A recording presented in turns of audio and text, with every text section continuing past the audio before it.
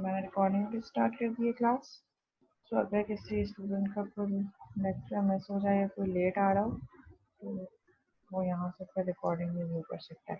Okay, तो last time हमने CPU operating system discuss किया था। ऑपरेटिंग सिस्टम की कुछ इंपॉर्टेंट टर्मिनोलॉजीज और operating system works and multiple processes क्या होते हैं, प्रोसेस क्या होता है, किस तरीके से सीपीयू जो है वो एप्लीकेशन होती है सीपीयू की टाइम की। तो अब हम हमारा नेक्स्ट टॉपिक है that is CPU scheduling. Scheduling is that कि जब कोई प्रोसेस आ रहा है, क्योंकि यहाँ पे हमारे पास मल्टी प्रोसेसिंग एनवायरनमेंट है। Multi processing environment is that कि आपके पास बहुत सारे प्रोसेसेस वेट कर रहे हैं सीपीयू के टाइम का। अब सीपीयू टाइम की एलोकेशन किसी न किसी बेसिस पे हो रही है कि कौन से प्रोसेस को कब टाइम मिलना है और कितनी देर का टाइम मिलना है। सो CPU scheduling is a process of determining which process will own CPU for execution while another process is on hold। किसी एक प्रोसेस को एट अ टाइम सीपीयू का टाइम मिलेगा और बाकी सारे प्रोसेसेस क्या कर रहे होंगे उस टाइम पे ऑन होल्ड पोजीशन पर होंगे, वेट पर होंगे। जैसे ही वो एक प्रोसेस कंप्लीट करेगा या उस प्रोसेस का टाइम ओवर हो जाएगा, फिर नेक्स्ट प्रोसेस सिलेक्ट होगा जो क्यू में जो है वो अपनी टर्न का वेट कर रहे हैं। The main task of CPU scheduling is to make sure that whenever the CPU remains idle। अच्छा, CPU idle क्या है? तब जब CPU वेटिंग स्टेट पे। स्विचिंग ऑफ टास्क, सीपीयू का टाइम एक प्रोसेस को मिला, लेट सपोज कि वो प्रोसेस कंप्लीट हो गया। अब फिर क्या होगा, CPU scheduler will select next process for the execution. तो जब तक वो सिलेक्शन कर रहा है, जब तक सीपीयू क्या है, आइडल है। आइडल पोजीशन मींस अभी जो है वो कुछ भी यूज नहीं कर रहा। ठीक है। The OS at least select one of the processes available in the ready queue for the execution। जब सीपीयू आपके पास आइडल स्टेट पे मीन्स अभी वो वेटिंग स्टेट पे कोई भी प्रोसेस सीपीयू पर रन नहीं हो रहा, आपका ऑपरेटिंग सिस्टम क्या करेगा, एटलीस्ट सिलेक्ट करेगा कोई एक प्रोसेस कि अभी रेडी क्यू में कौन सा प्रोसेस अवेलेबल। लास्ट टाइम हम लोगों ने प्रोसेस स्टेट सीखे थे। आपके पास new state, ready state, running state, waiting state. तो उसी स्टेट से आप क्या कर रहे होते हैं, प्रोसेसेस को जो आपके पास स्टेट प्रोसेसेस रेडी स्टेट में होते हैं उनको फिर आप रनिंग स्टेट पे लेकर आते हैं on basis of scheduling algorithm. तो स्केड्यूलिंग एल्गोरिथम आपको ये बता रहा होता है कि सीपीयू किस तरीके से आपका ऑपरेटिंग सिस्टम सीपीयू को टाइम एलोकेट करेगा किसी भी प्रोसेस को कि अब ये प्रोसेस सीपीयू पे रन होगा। Okay, types of CPU scheduling. There are two methods of scheduling, that is preemptive scheduling and non-preemptive scheduling। Preemptive scheduling is that कि आपके पास मल्टीपल प्रोसेसेस हैं जो सीपीयू पे रन होना चाह रहे हैं। सो प्रीएम्प्टिव स्केड्यूलिंग इज दैट कि अगर एक प्रोसेस रन हो रहा है जिसकी प्रायोरिटी लो है, जब तक कोई और प्रोसेस नहीं आया, इन बिटवीन उसके रनिंग होते वक्त कोई एक ऐसा प्रोसेस आ जाता है जिसकी प्रायोरिटी बहुत ज़्यादा है, यानी जिसको फौरी तौर पे सीपीयू का टाइम चाहिए। तो प्रीएम्प्टिव स्केड्यूलिंग क्या होगी कि वो जो हाई प्रायोरिटी टास्क है वो लो प्रायोरिटी टास्क को क्या कर सकता है, ओवरराइड कर सकता है। वो सीपीयू को फौरन रिक्वेस्ट भेजेगा, सीपीयू क्या करेगा, जो रनिंग प्रोसेस है उसको उठा के वेटिंग स्टेट पे डाल देगा और हाई प्रायोरिटी टास्क को सीपीयू का टाइम एलोकेट कर देगा आपको operating system. That is pre-emptive scheduling. Pre-emptive scheduling की रन टाइम एग्जाम्पल ये होती है, जैसे हम जिसे कह रहे होते हैं कि वीआईपी कल्चर।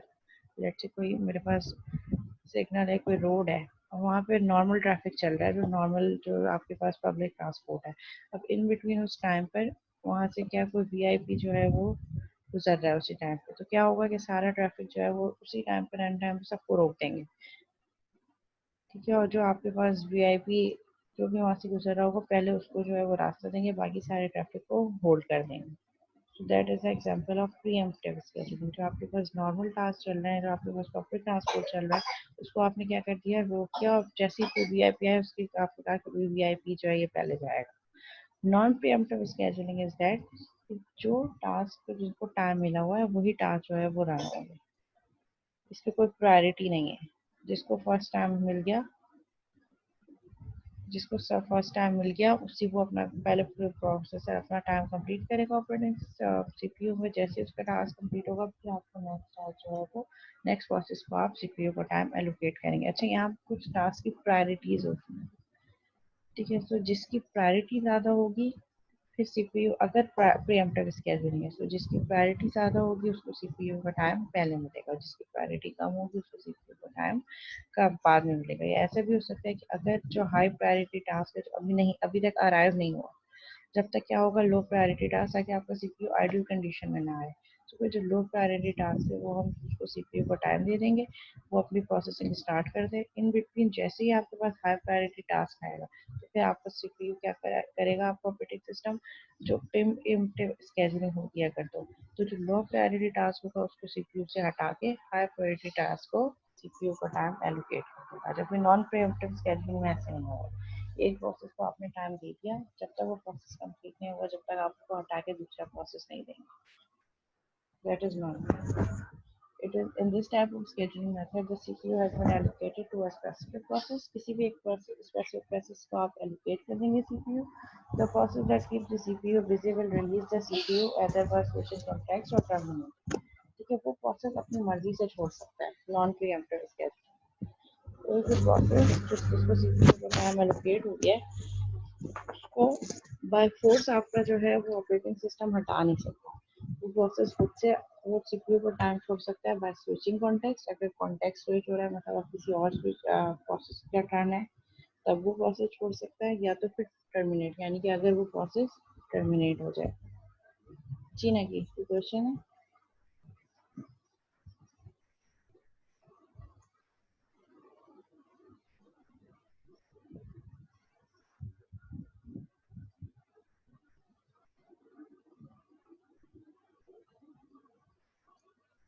अच्छा, टास्क के साथ प्रायोरिटी लगी होती है और जब सीपीयू पे आपके पास क्या होता है टास्क की प्रायोरिटी वाइज इनपुट जा रहा होता है कि टास्क का अराइवल टाइम क्या है, क्योंकि सारे टास्क रेडी स्टेट में होते हैं ना, जो अब नेक्स्ट रनिंग टास्क होते हैं वो रेडी स्टेट पे आते हैं।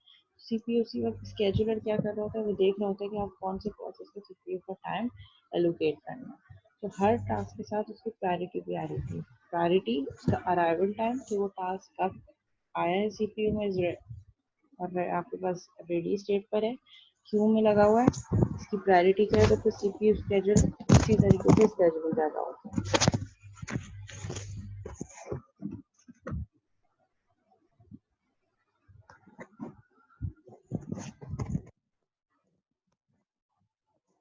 प्लस सबको नॉइस का इशू हो रहा है। नहीं नहीं कि मेरे पास किसी और की तो कोई कंप्लेन नहीं आ रही माइक से रिलेटेड, मेरी आवाज़ नहीं आ रही।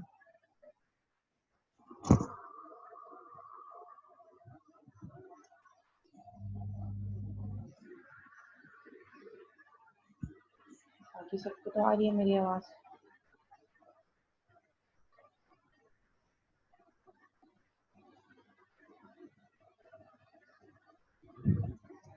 ठीक है, सो प्रीएम्प्टिव स्केड्यूलिंग क्या है कि कोई भी अगर टास्क प्रोसेस रन हो रहा है सीपीयू पे तो सीपीयू का टाइम एलोकेट हुआ है और कोई हाई प्रायोरिटी टास्क आ जाता है, सीपीयू बाय फोर्स आपके उस प्रोसेस को सीपीयू से हटाकर जो हाई प्रायोरिटी टास्क है उसको सीपीयू का टाइम एलोकेट कर देगा। और नॉन प्रीएम्प्टिव स्केड्यूलिंग क्या है, कोई भी प्रोसेस सीपीयू तभी छोड़ेगा जब या तो वो प्रोसेस कंप्लीट हो जाएगा या आपके पास कॉन्टेक्स्ट स्विचिंग हो। कॉन्टेक्स्ट स्विचिंग मीन्स के स्केड्यूल में फॉर एग्जांपल टाइम लगा है कि फॉर एग्जांपल हर 3 सेकंड बाद प्रोसेसर जो है नेक्स्ट प्रोसेस जो है उसको टाइम एलोकेट करेगा। तो वो सारे स्केड्यूलिंग एल्गोरिथम हम देखेंगे कि स्केड्यूलिंग एल्गोरिथम किस तरीके से वर्क कर रहा है।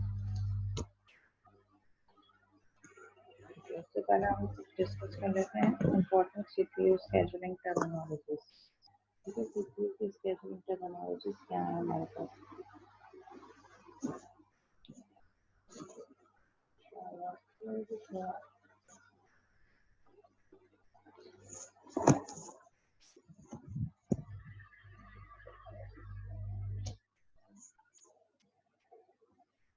इम्पोर्टेंट सीपीयू स्केड्यूलिंग टर्मिनोलॉजीज मेरे पास क्या है। First one is burst time और एग्जीक्यूशन टाइम। जब एक प्रोसेस को सीपीयू को टाइम एलोकेट हो जाता है और वो एग्जीक्यूट हो रहा होता है दैट इज बर्स्ट टाइम और एग्जीक्यूशन टाइम। जो रनिंग टाइम होता है प्रोसेस का, जितने टाइम पे वो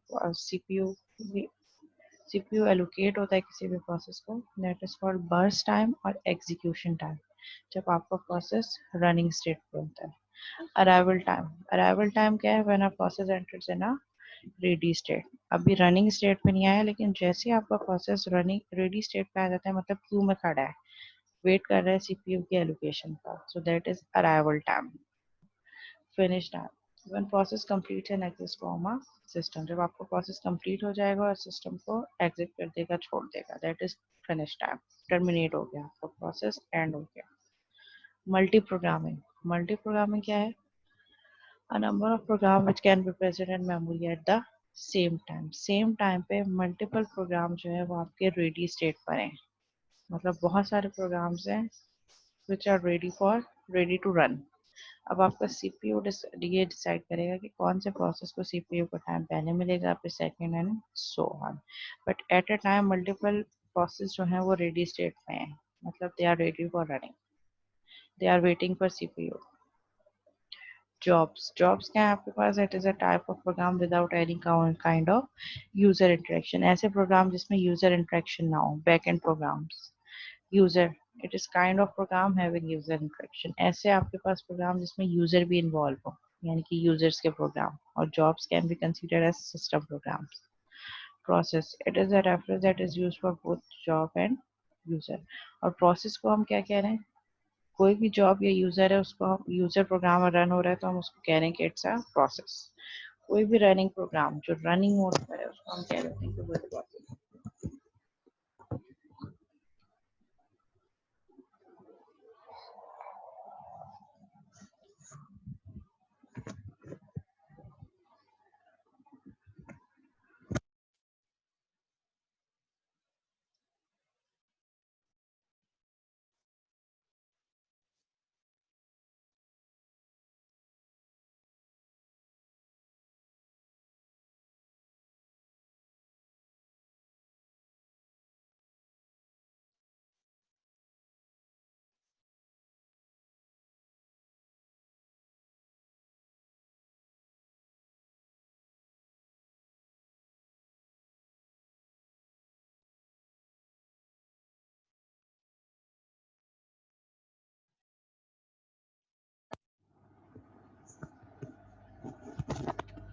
जी क्लास, आवाज आ रही है?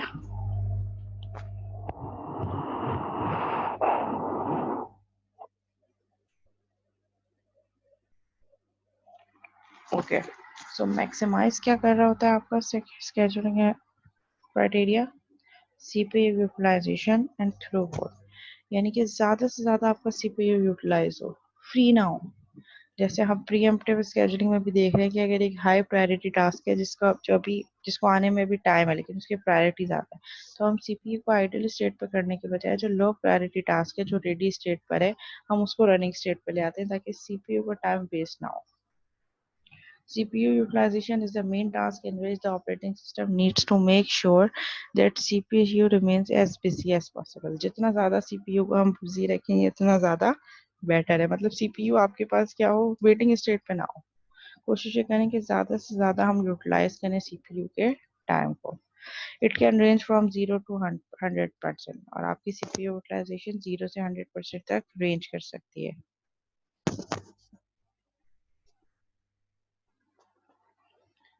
थ्रोपुट क्या है कि कितनी जल्दी आपके प्रोसेसेस कंप्लीट होके बाहर आ रहे हैं। किसी भी रिक्वेस्ट जो आपके पास थ्रोपुट आ रहा है, वो थ्रोपुट क्या है? रिस्पॉन्स टाइम भी आप इसको कह सकते हैं। The number of processes that finish their execution per unit time is known as throughput. Number of processes मतलब मल्टीपल प्रोसेस जो है वो जो अपनी एग्जीक्यूशन कंप्लीट कर रहे हैं किसी भी एक स्पेसिफिक टाइम में, दैट इज कॉल्ड उसका थ्रोपुट। कितनी जल्दी प्रोसेसेस जो है वो सिस्टम में जा रहे हैं और कितनी जल्दी प्रोसेस होके कंप्लीट होके बाहर आ रहे हैं। So when the CPU is busy executing the process at that time, work is being done and the work completed per unit time called as throughput। मतलब जितना काम complete हो चुका है इस टाइम तक, that is called throughput। Minimize क्या कर रहा होता है आपका CPU? वेटिंग टाइम, मतलब वेटिंग टाइम कम से कम हो। अगर कोई प्रोसेस जो है वो वेटिंग स्टेट पे है तो जल्द से जल्द उनको सीपीयू का टाइम एलोकेट हो जाए। मल्टी प्रोग्रामिंग कॉन्सेप्ट में वेटिंग टाइम कम से कम हो, मतलब इतना कम वेटिंग टाइम हो कि इतनी जल्दी जल्दी आप प्रोसेसेस को जो है कॉन्टेक्स्ट स्विचिंग हो रही हो कि हर प्रोसेस को लग रहा हो कि स्टार्ट से लेकर अब तक मैं ही सीपीयू के टाइम को यूटिलाइज कर रहा हूँ, जबकि यूजली ऐसा नहीं होता। प्रोसेस के बीच में स्विचिंग होती है, सीपीयू के टाइम्स को नैनो सेकंड में प्रोसेस के इन बिटवीन जो है वो क्या हो रहा होता है, डिवाइड हो रहा होता है। बट हर प्रोसेस को लग रहा होता है कि जब से मैं आया हूँ उस वक्त से लेकर अब तक मैं ही रन हो रहा हूँ। जबकि इतने क्वांटम सेकंड्स में जो है वो स्विचिंग हो रही होती है कि प्रोसेस को पता ही नहीं चल रहा होता। सो वेटिंग टाइम कम से कम होना चाहिए किसी भी प्रोसेस को सीपीयू की एलोकेशन का। रिस्पॉन्स टाइम भी कम होना चाहिए। जितनी जल्दी प्रोसेस रेडी स्टेट में आ रहे हैं उतनी जल्दी रनिंग स्टेट पे जाके प्रोसेस हो जाए। ऐसा ना हो कि अगर उनको सीपीयू का टाइम मिल गया है तो अब वो सीपीयू जो है वो बहुत स्लो चल रहा है और उनका जो रिस्पॉन्स टाइम है प्रोसेस का वो स्लो हो जाए। तो आपका रिस्पॉन्स टाइम भी क्या होना चाहिए, मिनिमाइज होना चाहिए, ताकि जितनी जल्दी प्रोसेस की रिक्वेस्ट आ रही है जल्द से जल्द वो रिक्वेस्ट प्रोसेस हो जाए। रिस्पॉन्स टाइम की एग्जांपल हम ऐसे ले सकते हैं, जैसे लेट से मैंने कोई लिंक ओपन की। अब हम क्या कोशिश कर रहे हैं कि वो लिंक हमारे पास जल्द से जल्द हमारे पास रिस्पॉन्स टाइम हो और फौरन ओपन हो जाए। और अगर फॉरेन ओपन नहीं भी हो रही तो एटलीस्ट अगर मैं किसी बटन पे क्लिक कर रही हूँ, उस लिंक पे क्लिक कर रही हूँ, तो जब तक वो उस पर मुझे मेन लिंक पे नेविगेट कर रहा है एटलीस्ट वो मुझे स्टेटस बार बता दे। 10% कम्प्लीटेड, 15%, 35%, तो मुझे एक आइडिया हो जाए कि कितना फर्दर टाइम लेगा। सो रिस्पॉन्स टाइम जो है कम से कम होना चाहिए कि जो आप रिक्वेस्ट कर रहे हैं उसका जो रिस्पॉन्ड आ रहा है आपके ऑपरेटिंग सिस्टम से वो फ्रीक्वेंट होना चाहिए। मतलब रिस्पॉन्स टाइम में बहुत ज़्यादा जो है वो डिफरेंस नहीं होना चाहिए। एंड टर्न अराउंड टाइम आपके पास क्या है, ये वो पीरियड है जब आपके पास प्रोसेस सबमिट होता है उस वक्त से लेकर उसका completion time is the turn around time. कब वो प्रोसेस आया और कब वो निकल के प्रोसेस हो गया, that is turn around time.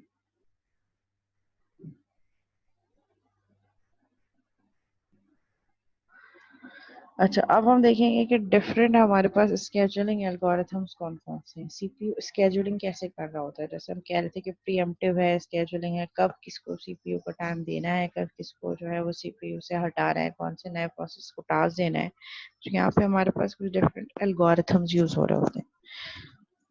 तो first algorithm is first come first serve. First come first serve algorithm किस उस पर काम कर रहा होता है, इसका ये प्रोसीजर है कि जो प्रोसेस सबसे पहले आ गया है उसको सर्व कर दो। अदर उसकी प्रायोरिटी कम है या ज्यादा है, जो सबसे पहले आया है उसको सबसे पहले सर्व कर दो। Shortest job first. Shortest job first scheduling algorithm क्या है कि वो प्रोसेस जिसकी जॉब सबसे छोटी है, मतलब जिसका टाइम कम है, जो जल्दी प्रोसेस हो जाएगा, उसको सीपीयू को टाइम पहले दे दो ताकि वो काम कंप्लीट करके बाहर आ जाए। Shortest remaining time. Shortest remaining time means ऐसे प्रोसेस को टाइम दो जिसका रिमेनिंग टाइम अब कम रह गया है, मतलब जो अब बहुत लिमिटेड रह गया है। और बेसिकली शॉर्टेस्ट रिमेनिंग टाइम जो है वो इसी की जो है वो आपके पास एक ऑल्टरनेटिव है शॉर्टेस्ट जॉब फर्स्ट का। ये सब अभी हम डिटेल में देखेंगे with practice examples. Number 4 is priority scheduling. Priority scheduling क्या है आपके पास कि आपने हर प्रोसेस को प्रायोरिटी दी है और उस प्रायोरिटी के बेसिस पे आप क्या कर रहे हैं, उसी प्रायोरिटी के बेसिस पे आप सीपीयू के टाइम एलोकेट कर रहे हैं। जिसकी प्रायोरिटी ज़्यादा है उसको आप पहले प्रोसेस कर देंगे, जिसकी पे next third and so on, उसी बेसिस पे आप क्या कर रहे हैं, सीपीयू का टाइम एलोकेट कर रहे हैं। Round robin scheduling.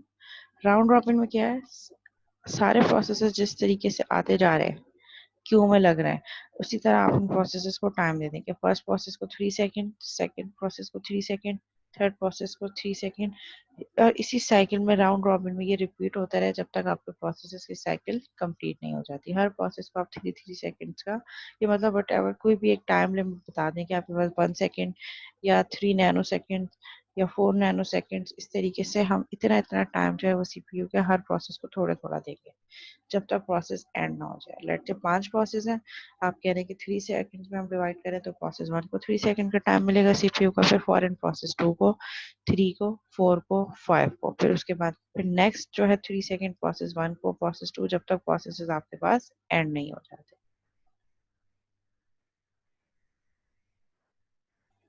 First come first serve. First come first serve कैसे काम कर रहा होता है? First come first serve is the full form of FCFS. It is the easiest and most simple CPU scheduling algorithm। सबसे आसान है और सबसे ज्यादा सिंपल है।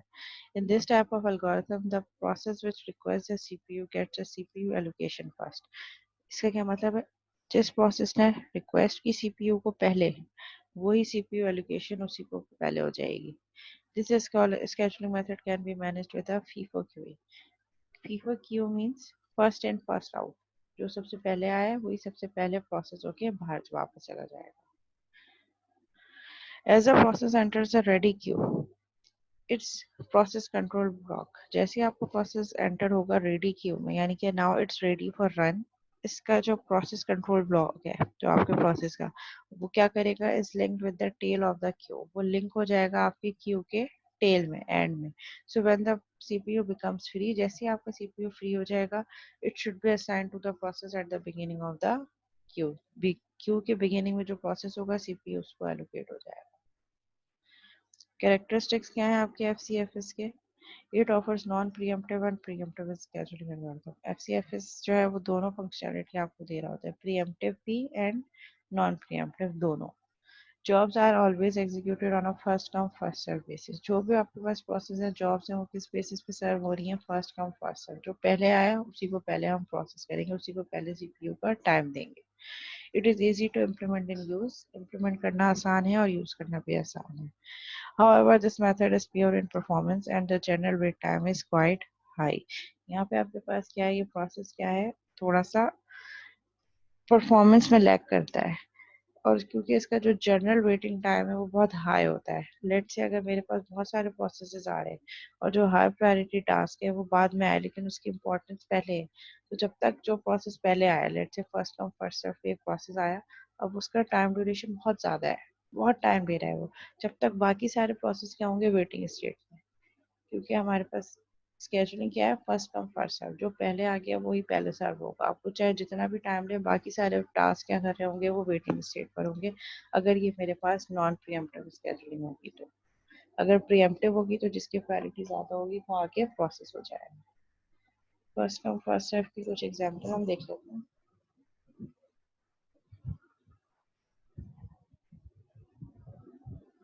The process which arrives first in the ready queue is firstly inside the CPU. जो आपके पास process ready queue में आएंगे वो firstly CPU को assign हो जाएगा. In case of a tie, a process with smaller process ID is executed first. और अगर tie हो जाता है, दो processes एक साथ आ गए, तो जिसकी वो process जिस process की ID कम होगी आप उसको पहले execute करें. लेट्स से अगर प्रोसेस 1 और प्रोसेस 3 एक ही टाइम पे आ रहे हैं, तो वो प्रोसेस जिसकी प्रोसेस आईडी कम होगी, छोटी होगी, आप उसको पहले फर्स्ट एग्जीक्यूट करेंगे. By default it always in non pre-emptive in nature, लेकिन अगर आप इसको प्रीएम्प्टिव करना चाह रहे हैं तो प्रीएम्प्टिव भी कर सकते हैं. बट अगर हम इसका स्ट्रक्चर देखें, फर्स्ट कम फर्स्ट सर्व, तो it should B non pre-emptive. मतलब जो पहले आ रहा है उसको टाइम दे दिया. अब प्रायोरिटी पे यहाँ पे एक्सेस इतना लिंक नहीं होना चाहिए. लेकिन अगर आप इसको प्रायोरिटी बेस करना चाह रहे हैं, प्रीएम्प्टिव करना चाह रहे हैं, तो वो भी कर सकते हैं. एडवांटेजेस क्या है, सिंपल है, इजी है. Implementing using queue data structure जो हमने पढ़े थे, क्यू की बेसिस पे first come first serve process होगा. क्यू जैसे हम किसी भी जो है पेमेंट वगैरह करनी होती है तो हमें क्यू मेंटेन करनी पड़ती है. वहाँ पे भी क्या होता है, फर्स्ट कम फर्स्ट सर्व. जो क्यू में सबसे पहले वो सबसे पहले प्रोसेस होगा. It does not lead to starvation. Starvation means कि आपको बहुत ज़्यादा वेट नहीं करना पड़ेगा. जो बड़े प्रोसेस हैं वो सीपीयू का टाइम या जो प्रायोरिटी बेस्ड है. स्टारवेशन क्या होता है, वो आपके पास टास्क जिनकी प्रायोरिटी बहुत ज़्यादा है वही हमेशा सीपीयू का टाइम लेते हैं. तो एक advantage first come first serve का ये कि इसमें स्टारवेशन नहीं होगा. मतलब जो लो प्रायोरिटी टास्क हैं उनको भी पूरे पूरे जो है वो टाइम मिलेगा CPU. This is the advantage क्या, it does not consider the priority और burst time of the process. अब ये जो है ना तो प्रायोरिटी देख रहा है प्रोसेस की, ये एक डिसएडवांटेज, और ना ही burst time. Burst time means उसको कितना टाइम सीपीयू पे लगेगा, कितना टाइम वो लेगा. तो अगर कोई प्रोसेस बहुत ज़्यादा टाइम ले रहा है तो ये उसको भी, अगर वो पहले आ गया तो सीपीयू को टाइम एलोकेट कर देगा, विच इज़ नॉट गुड. क्योंकि अगर बहुत बड़ा टास्क है, बहुत टाइम ले रहा है, जिसका बर्स्ट टाइम बहुत ज़्यादा है, एग्जीक्यूशन टाइम बहुत ज़्यादा है, तो बाकी सारे टास्क क्या कर होंगे, वेटिंग स्टेट पे.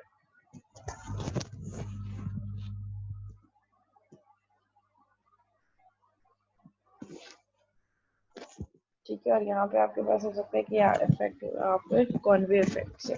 कॉन्वे इफेक्ट क्या होता है, ये एग्जाम्पल जो मैंने अभी आपको दी, कि आपके पास एक ऐसा प्रोसेस आ जाए जो कि जिसका बर्स्ट टाइम बहुत ज़्यादा है. Burst time means execution time, कि वो सीपीयू पे कितना टाइम देगा.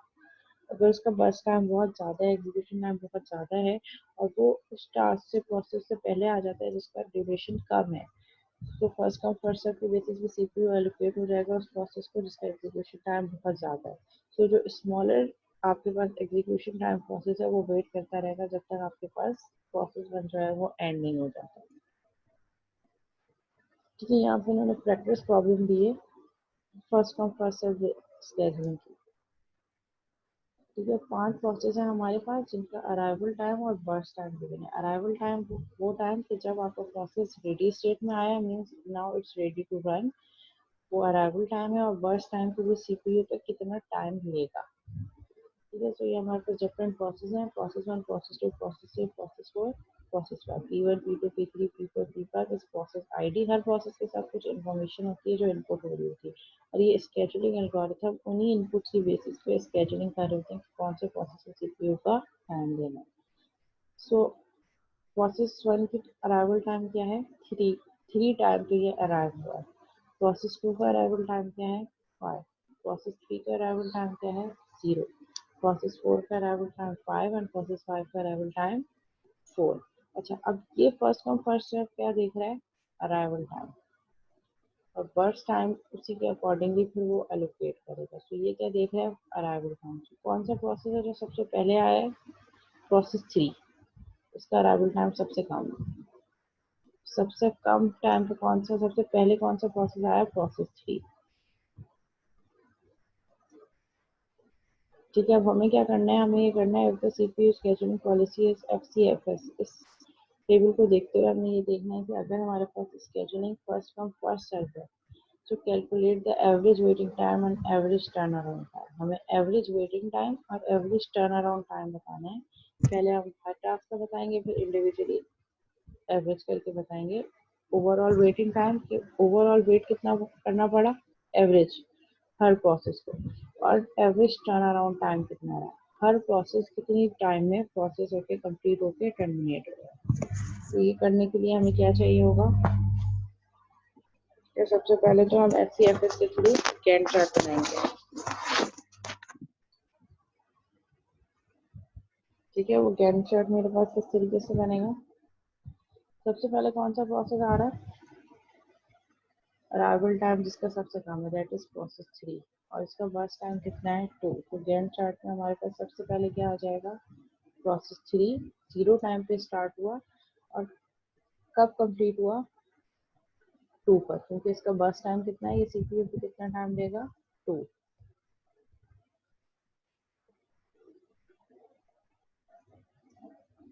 ठीक है, फिर इसके बाद अब इसको बर्स्ट टाइम ये एग्जीक्यूट हो गया, प्रोसेस 3 कंप्लीट हो गया। Burst time is an execution time, तो कितना टाइम आप लेगा जब प्रोसेस होगा। तो ये टाइम कितना है? 2। अब यहाँ पे यूनिट नहीं गिवन टाइम, तो ये नैनो सेकेंड है, 1 सेकेंड है, मिनट है, ये क्या है? तो फिर हम इसको 2 कंसीडर कर रहे हैं। ठीक है, it can be minute, it can be second, nano second, micro second, anything. अच्छा, फिर अब ये देखेगा नेक्स्ट प्रोसेस कौन सा है। 2 पे तो एंड हो गया, 0 पे स्टार्ट हुआ, प्रोसेस 3 अराइवल टाइम कितना टाइम लिया? 2 टाइम लिया। और फिर उसके बाद क्या करेगा? फिर उसके बाद आपका सीपीयू आइडल स्टेट पे चला जाएगा। 2 के बाद क्या कर रहा है? वेट कर रहा है। अब नेक्स्ट कौन सा टास्क है जो रेडी क्यू में है? अभी तक कोई टास्क नहीं आया। फिर 3 टाइम पे, अभी सीपीयू 2 पर है, 3 जब टाइम होगा, 3 टाइम पे आपके पास प्रोसेस 1 आएगा, तो फिर आपका सीपीयू क्या कर देगा? 2 से 3 तक ये कौन सा स्टेट है जो ब्लैक से शो है? That is idle time. इस टाइम पे आपका सीपीयू क्या कर रहा है? फ्री है। देन जैसे 3 पे प्रोसेस आपके पास 1 आया, तो ये क्या कर देगा? प्रोसेस 1 को मेमोरी में स्पेस दे देगा, और इसका बस टाइम कितना है? 4।